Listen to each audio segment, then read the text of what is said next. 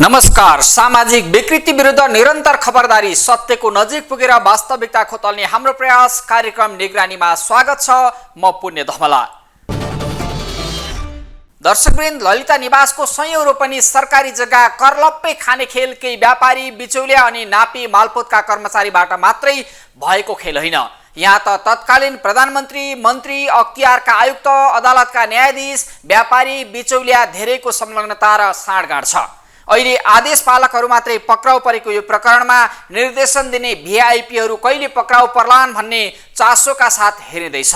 यता ललिता निवास क्याम्पभित्रको जग्गा लिने व्यापारी मिनबहादुर गुरुङ मात्र प्रहरी खोरमा पुग्दा मारवाडी सेवा समितिका अध्यक्ष कैलाश चन्द्र गोयल र उनका भाइ श्रवण गोयल सहित परिवारका सदस्य समेत संलग्न डिएफएल डेभलपर्सले बालुवाटारको 18 रोपनी भन्दा बढी जग्गा दर्ता गरेको भए पनि गोयल दाजुभाइलाई पक्राउ गर्नुको साटो भगाइएको आरोप छ। गुड्खा, खाने तेलदेखि अन्तर्राष्ट्रिय उत्पादनको ट्रेडमार्क उद्योग विभागमा पहिल्यै दर्ता गर्ने र उक्त कम्पनी नेपालमा लगानी गर्न आउँदा मुद्दा हालेर दुःख दिँदै अदालत सेटिङ गरी नेपालमा लगानी नै आउन नदिने गोयल 3 दिनदेखि नेपालमै रहे पनि अहिले दुबई पुगेका छन्। बालुवाटारमा किया मोटर्सको आधिकारिक विक्रेता कन्टिनेन्टल इन्टरप्राइजेज प्रालीका सञ्चालक, अन्य मारवाडी व्यापारी, बैंकर्स लगायतका धेरै व्यापारीहरूले जग्गा दर्ता गरेको प्रमाण सिआइबीसँग छ। नेपालमा डिपार्टमेन्ट स्टोरको सञ्जाल विस्तार गर्ने, हजारौं नेपालीलाई रोजगारी दिने भाटभटेनीका साउजी गुरुङ मात्रै जग्गा किनेर किन अपराधी जसरी प्रहरी हिरासतमा, अरू व्यापारी किन पक्राउ नगरेको भन्दै सिआइबी र गृहमन्त्रीमाथि नै प्रश्न गर्न थालिएको छ। बालुवाटार प्रकरणको सिआइबी अनुसन्धानले त विनोद चौधरी नेतृत्वको चौधरी ग्रुपले बाँसबारीमा चाँदबाग स्कुलका नाममा कब्जा गरेको 10 रोपनी सरकारी जग्गा, यही समूहले थापाथली स्थित नर्विक अस्पतालका लागि भन्दै काठमाडौँ महानगरपालिका वडा नम्बर 11 को 1 रोपनी 8 आना बढी जग्गा अनाधिकृत रूपमा भाडाका नाममा हत्याएको प्रकरण, राष्ट्रिय सहकारी विकास बोर्डको नाममा रहेको हरिहर भवन पुलचोकको 14 रोपनी जग्गा चौधरी डेभलपर्स प्रालीले अनाधिकृत रूपमा प्रयोग गरिरहेको तथ्यलाई समेत सतहमा ल्याएको छ। भिरकुटी कागज कारखाना किनेर गोल्छा अर्गनाइजेसनले चितवनको गैंडाकोटमा हत्याएको 780 रोपनी सरकारी जग्गा, ललितपुरको हरिसिद्धि इटा टायल कारखानाको सयौं रोपनी सरकारी जग्गा कमिसनको खेलमा कसरी कब्जा गरियो खोजी गर्दै फिर्ता ल्याउनु पर्ने अनि दोषीमाथि कारबाही गर्नुपर्ने आवाज समेत उठ्न थालेको छ। मिनबहादुरलाई ललिता निवासको 29 रोपनी सरकारी जग्गा किन्दा थुन्ने सरकारले सोही प्रकृतिको कसुरमा कैलाश चन्द्र गोयल, श्रवण गोयललाई किन भगाएको, अर्बौंको जग्गा हडप्ने चौधरी समूहलाई किन राजनीतिक संरक्षण, भिरकुटी कागज कारखाना, हरिसिद्धि इटा टायल कारखानाको सरकारी जग्गा हडप्नेलाई कहिले पक्राउ गर्ने सरकारमाथि नै प्रश्न तेर्सिएका छन्। बालुवाटारको सयौं रोपनी सरकारी जग्गा हिनामिना प्रकरणमा जारी दोस्रो चरणको अनुसन्धान र मारवाडी व्यापारी भगाएर भिआइपी जोगाउन खोजिएको चलखेलको विषयमा केन्द्रित हुनेछ आजको निगरानी।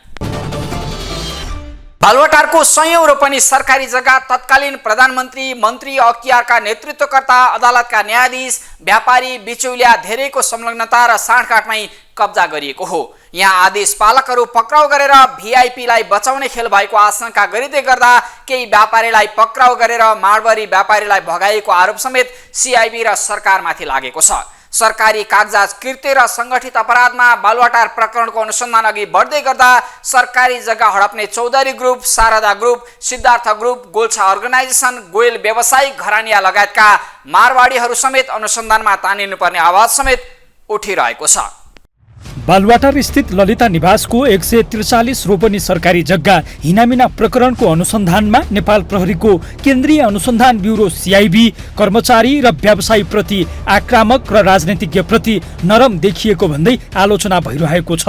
तर सिआइबी यो प्रकरणमा मुछिएका सबै 406 जनामाथि नै मुलुकी ऐन 2020 को कृत्य सम्बन्धी कसुर र संगठित अपराध कसुरमा अनुसन्धान गरेर यो काण्डलाई निष्कर्षमा पुर्याउने दाबी गरिरहेको छ। ललिता निवास जग्गा प्रकरणमा सिआइबीले अहिले तत्कालीन शाखा अधिकृत, नापी अधिकृत, सर्वेक्षक, मुही जस्ता भूमिकामा रहेकाहरूलाई पक्राउ गरिरहेको छ। सञ्चार मन्त्रालयका बहालवाला सचिव, भाटभटेनी सुपरमार्केटका सञ्चालक, निर्वाचन आयोगका पूर्व आयुक्त, पूर्व मालपोत अधिकृतदेखि नापी भूमि लगायतका प्राविधिक अड्डाका तत्कालीन कर्मचारी र हाकिम पक्राउको प्रकृति हेर्दा अहिलेसम्म तत्कालीन समयका आदेश पालकहरू पक्राउ परेका छन्। उनीहरूलाई आदेश दिने माथिल्लो तहका कर्मचारी अनि नेता पक्राउ गर्न सिआइबी अनुसन्धान तलबाट माथिल्लो तहमा पुग्ने आशा गरिएको छ। कुनै पनि घटनाको अनुसन्धान र अभियोजनमा विभेद गर्न नहुने भन्दै दोषी कोही पनि उम्कुन नपाउने र निर्दोष नफस्ने गरी प्रकरणलाई निष्कर्षमा पुर्याउन कतिपय विज्ञहरूले सुझाव दिएका छन्।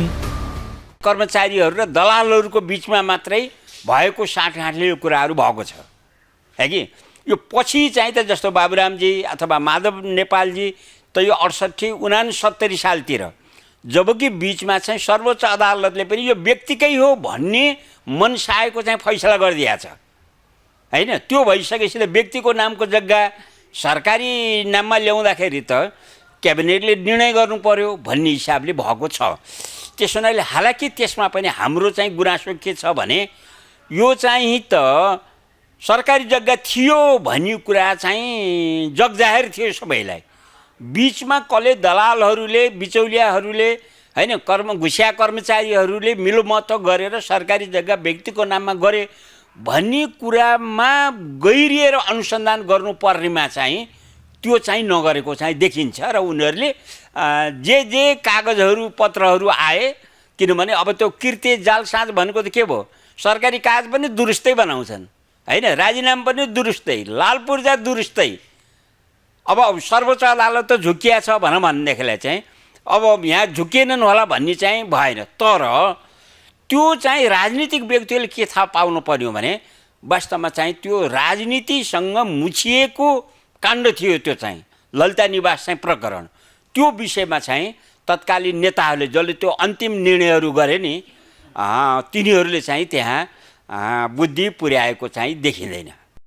2049 देखि 2069 को अवधिमा सरकारका नाममा रहेको बालुवाटार स्थित ललिता निवासको 143 रोपनी जग्गा प्रधानमन्त्री, मन्त्री, मुख्यमन्त्री, सचिव, विभिन्न तह तबकाका कर्मचारी, व्यापारी अनि बिचौलिया समेतको मिलेमतोमा फिर्ता दिने नाममा लुटी खाने काम भएको छ। यसअघि सिआइबीले अनुसन्धान सकेर 300 जना विरुद्ध मुद्दा चलाउनु पर्ने राय सहितको प्रतिवेदन बुझाए पनि सरकारी वकिलको कार्यालयले थप अनुसन्धान गर्नुपर्ने भन्दै फिर्ता गराएको प्रतिवेदन खोल्दा धेरै नेता, कर्मचारी अनि व्यापारीको निन्द्रा हराएको छ।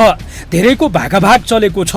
कार्यपालिका, न्यायपालिका र व्यवस्थापिका प्रमुखको सरकारी निवास रहेको ललिता निवास परिसरकै जग्गा तत्कालीन भोगाधिकारी, नेता, भूमाफिया र मालपोतका कर्मचारी मिलेर बेचबिखन गर्दा पनि 28 वर्षको अवधिमा बनेका 24 वटा प्रधानमन्त्रीले देखेको नदेखे झै गरेर बस्नुले समेत यहाँ ठुलै साँठगाँठ हुन सक्ने आशंका गरिएको छ। 2074 मा दोस्रो पटक प्रधानमन्त्री बनेका एमाले अध्यक्ष केपी शर्मा ओलीको पहलमा थालिएको ललिता निवास प्रकरणको अनुसन्धान अहिले पुष्पकमल दाहाल प्रचण्ड नेतृत्वको सरकारले समेत जोडतोडका साथ अघि बढाइरहेको छ। उपप्रधान एवं गृहमन्त्री नारायण काजी श्रेष्ठ भ्रष्टाचार अनि ठग फटाहरू जो कोही भए पनि बाँकी नराख्ने भन्दै आक्रामक बनिरहेका छन्।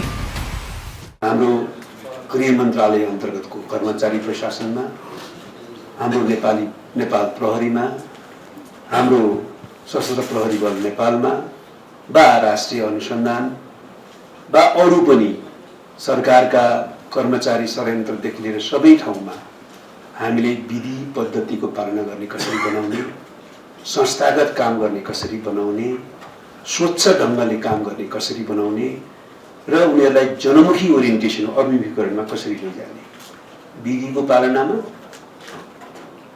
संस्थागत काममा आफूलाई भ्रष्टाचार र अनियमितताबाट मुक्त गरेर स्वच्छ कसरी बनाउने र उनीहरूको जनमुखी ओरिएन्टेसन अभिमुखीकरण कसरी गर्ने भन्ने कुरामा हामीले ध्यान नदिकन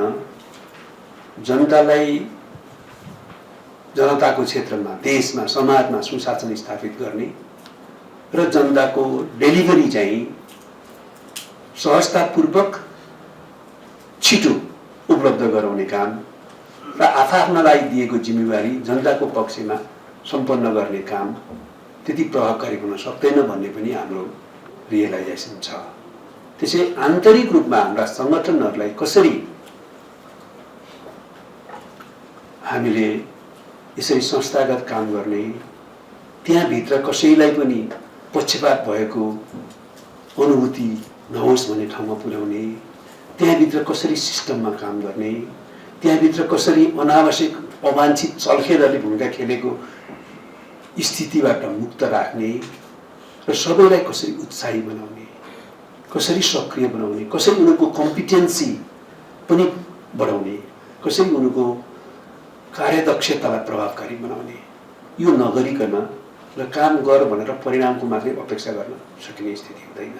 त्यसैले यो बारेमा पनि हाम्रो ध्यान गएको छ र त्यसको साथसाथै डेलिभरी चाहिँ छिटो सहज ढङ्गले दिनको निम्ति हाम्रा संयन्त्रहरूलाई कसरी परिचालन गर्ने भन्ने कुरामा हाम्रो ध्यान जान जरुरी छ भनेर हामी त्यो दिशामा प्रारम्भदेखि नै छलफल गर्दै केही कदमहरू ग्रहण गर्दै त्यसको पक्षमा पक्षपोषण गरिरहनु भएको छ समाजमा भन्ने मैले देखेको छु, बुझेको छु।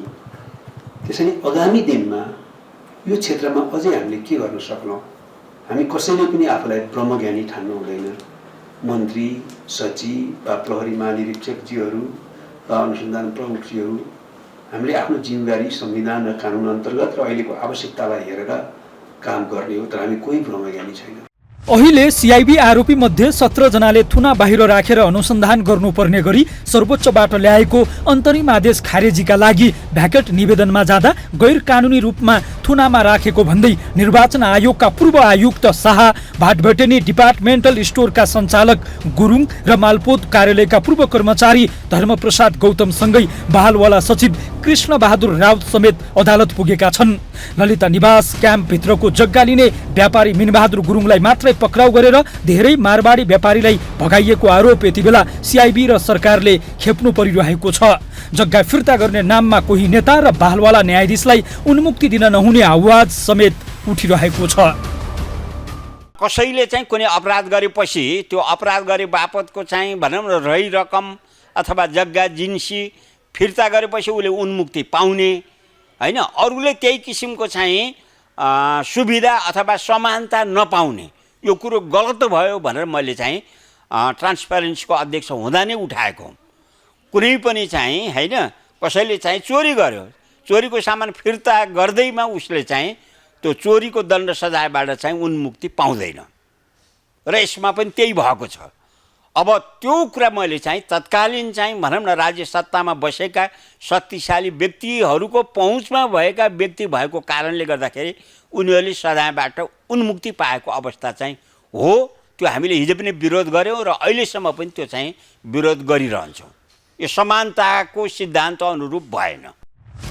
बालुवाटार स्थित ललिता निवास जग्गा प्रकरणमा भाटभटेनी सुपर स्टोरका सञ्चालक मिनबहादुर गुरुङलाई नियन्त्रणमा लिएको प्रहरीले अरू व्यापारीहरूलाई अहिलेसम्म पनि पक्राउ गरेको छैन।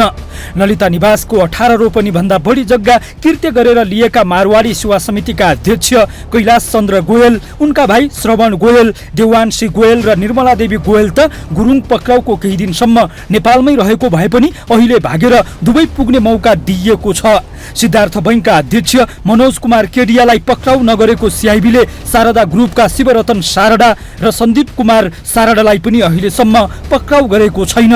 अर्का मारवाडी व्यापारी सज्जन कुमार चाचन, किया मोटर्सका साहु सूर्यहद घिमिरे र पुरुषोत्तम पौडेललाई समेत सिआइबीले अहिलेसम्म नियन्त्रणमा लिएको छैन। अरबौंको सुडो लागु औषध अवैध रूपमा बेचेर बदनाम बनेका साङ्घाई ग्रुपका गोविन्दलाल सङ्घाई अनि प्रमोद शेरचन, प्रमोद गुरुङ सिपीका खेतान, डिम्पल बंसल समेतले ललिता निवास जग्गा प्रकरणमा मुछिएर उन्मुक्ति पाइरहेका छन्। सिआइबीले पक्राउ पूर्जी जारी गरेपछि सारडा समूहका शिवरतन सारडा र सन्दीप कुमार सारडा फरार छन्। यता मारवाडी समूहकै पकडमा पुगेको विराटनगर स्थित मोरङ व्यापार सङ्घ र नेपाल उद्योग परिसङ्घ कोशी प्रदेशले संयुक्त रूपमा विज्ञप्ति निकालेर ललिता निवास जग्गा प्रकरणले उद्योगी व्यवसायलाई तर्साउन थालेको भन्दै आपत्ति नै जनाएका छन्। यो हेरौं। यो प्रकरणले समेत बालुवाटार प्रकरणको निष्पक्ष अनुसन्धान भएमा धेरै ठूला व्यावसायिक घरानिया, बिचौलियासँगै विशिष्ट कर्मचारी, ठूला नेता समेत जेलको चिसो छिडीमा पुग्ने देखिन्छ। बालुवाटार प्रकरणको फाइल खोलेर कतै कृत्यका मतियारलाई चोख्याउन त खोजिएको होइन। सिआइबीको अनुसन्धान चलिरहँदा आशंका गर्नेहरू समेत उत्तिकै देखिएका छन्। बालुवाटार प्रकरण उपप्रधान एवं गृहमन्त्रीले गरिरहेको दाबी जस्तै कोही निर्दोष नफस्ने अनि कोही दोषी नबच्ने गरी सफल अनुसन्धानको उदाहरण बन्नुपर्छ। पूर्व प्रधानमन्त्री, मन्त्री, नेतादेखि व्यापारीसम्म अख्तियारका तत्कालीन नेतृत्वकर्ता, पूर्व सचिव, मालपोत नापेका तत्कालीन हाकिम र कर्मचारीसँगै बिचुलियासम्म मिलेर गरिएको एउटा ठूलो सङ्गठित अपराध हो ललिता निवास जग्गा हिनामिना प्रकरण। सयौं रोपनी सरकारी जग्गा आफ्नै बाउको बेर्ता जसरी चिरा बनाएर भागबण्डा लगाएर खानीहरू अहिले धमाधम प्रहरी खोरमा पुगिरहेका छन्। दोस्रो चरणको अनुसन्धानका क्रममा अहिलेसम्म को पक्राउ परे त? थप प्रसङ्ग जोड्नेछौँ एकैछिनको विश्रामपछि। नक्कली भुटानी शरणार्थी प्रकरण र बालुवाटार प्रकरणका दुई ठूला फाइल खुल्दा नै हाम्रा नेता र कर्मचारीको असली स्वरूप छताछुल्ल भएको छ। दर्जनौं ठूला घोटालाको फाइल बन्द भएकै अवस्थामा नेता र कर्मचारी नाङ्गिँदैछन्। अनुसन्धानले बिना अवरोध निष्कर्ष पाउनेमै आशंका गरिँदै गर्दा आखिर बालुवाटार प्रकरणको दोस्रो चरणको अनुसन्धानका क्रममा को पक्राउ परेका छन् त?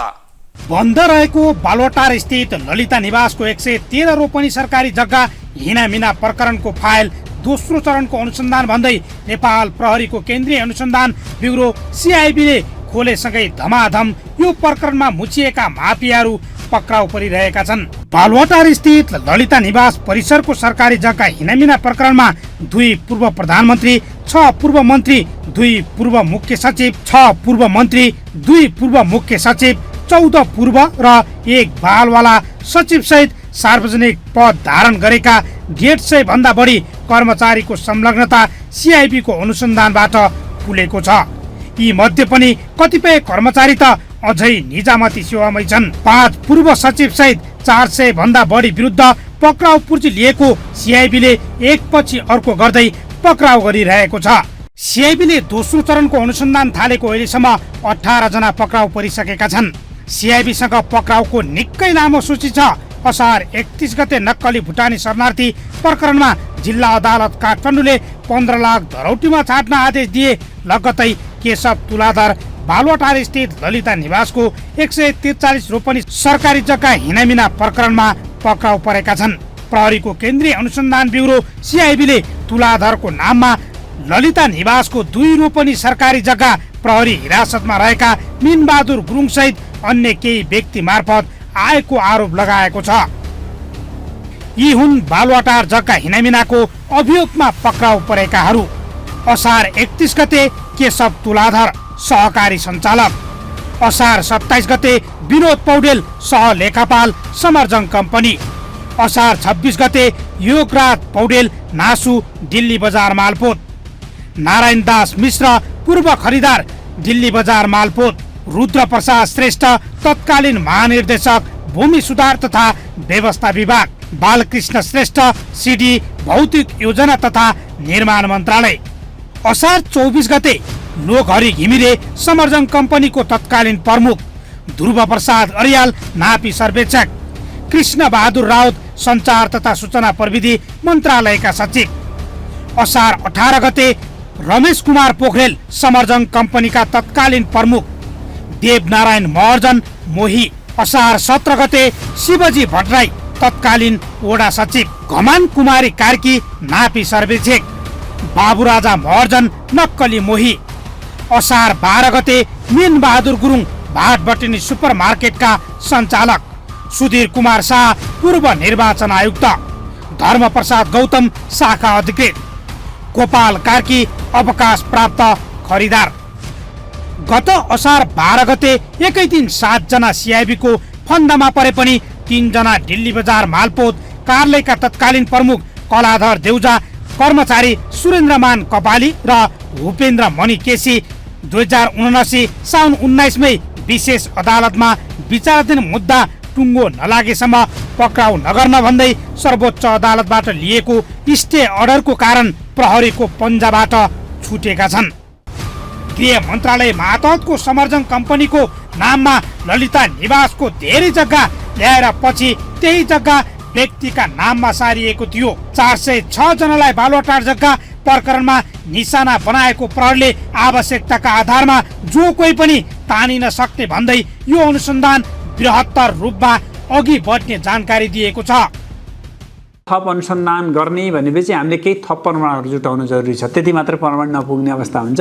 त्यसमा चाहिँ थप अनुसन्धान चाहे मालपोतका कुराहरू होलान्, चाहे अरू थुप्रै चिजहरू भनौँ न, त्यो चाहिँ सबै थप प्रमाणहरू जुटाएपछि यी मान्छेलाई चाहिँ अब नियन्त्रणमा लिनुपर्छ भन्ने आधारले चाहिँ नियन्त्रणमा लिएको। अनुसन्धान भन्ने मुद्दा भन्ने कुरो चाहिँ कस्तो हो भने यसले प्रमाणले जस्टिफाई गर्नुपर्छ। प्राप्त प्रमाण भयो, त्यो मान्छेलाई नियन्त्रणमा जोसुकै मान्छे त्यो मान्छे अथवा त्यो व्यक्तिलाई नियन्त्रणमा लिनुपर्ने अवस्था देखियो भने प्रहरीले नियन्त्रणमा लिन्छ। यसमा खुट्टा काम्ने, मुटु डर लाग्ने भन्ने हुँदैन। त्यसैले त हामी अनुसन्धानमा पोख्त बनेका छौँ, हामी तालिम प्राप्त छौँ, हामीले चाहिँ हरेक किसिमका चाहिँ टेक्निकहरू सिकेका छौँ। फिजिकल्ली मेन्टल्ली हामी साउन्ड हुनुपर्छ भन्ने कारणै त्यही हो। त्यसैले चाहिँ यहाँ दबाव प्रभावले चाहिँ कुनै असर गर्दैन।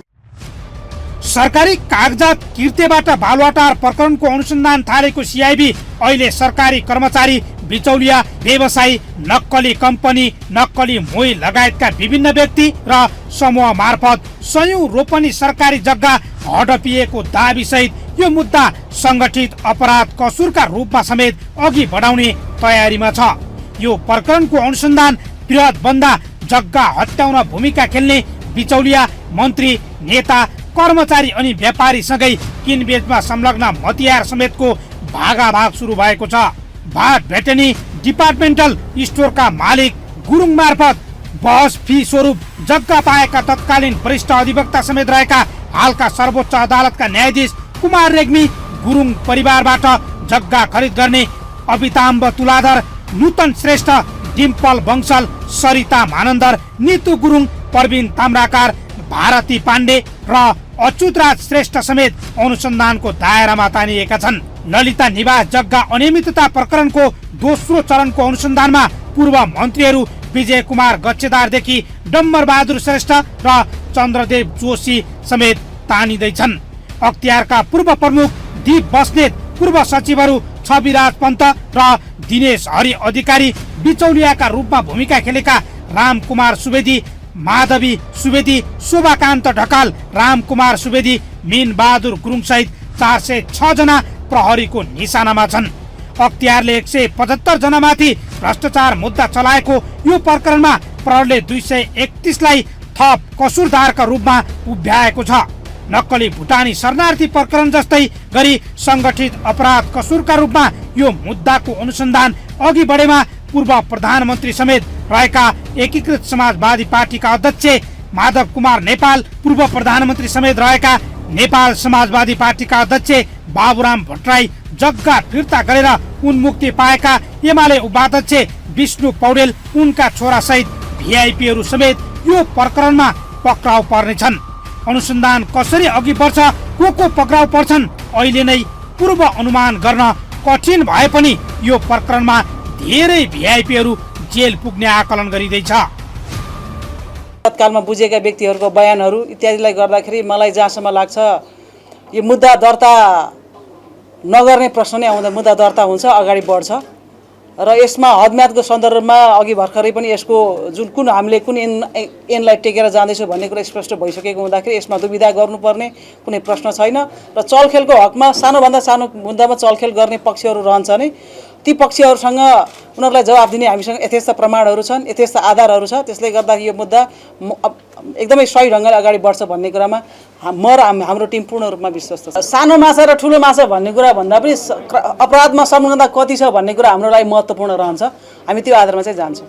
विशेष अदालतमा अहिले पनि विचाराधीन रहेको 113 रोपनी सरकारी जग्गा हिनामिना प्रकरणमा विगत जस्तै राजनीतिक हस्तक्षेप हुन्छ वा प्रहरीले बिना अवरोध सबै दोषीलाई जेल पुर्याउँछ, देशभर चासोका साथ प्रतीक्षा भइरहेको छ।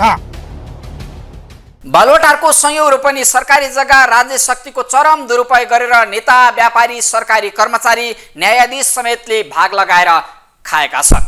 अख्तियारले अनुसन्धानका क्रममा धेरैलाई चोखाउने खेल खेलेको घटनाले नै यहाँ ठुलै चलखेल छ भन्ने संकेत गरेको छ। 406 जनालाई प्रतिवादी बनाएर अनुसन्धानमा जुटेको सिआइबीले भिआइपी भूमाफियालाई जेल कोस्न कति पनि खुट्टा नकमाओस्।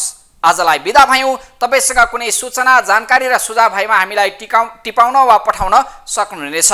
हामी निरन्तर निगरानीमा छौँ। नमस्कार।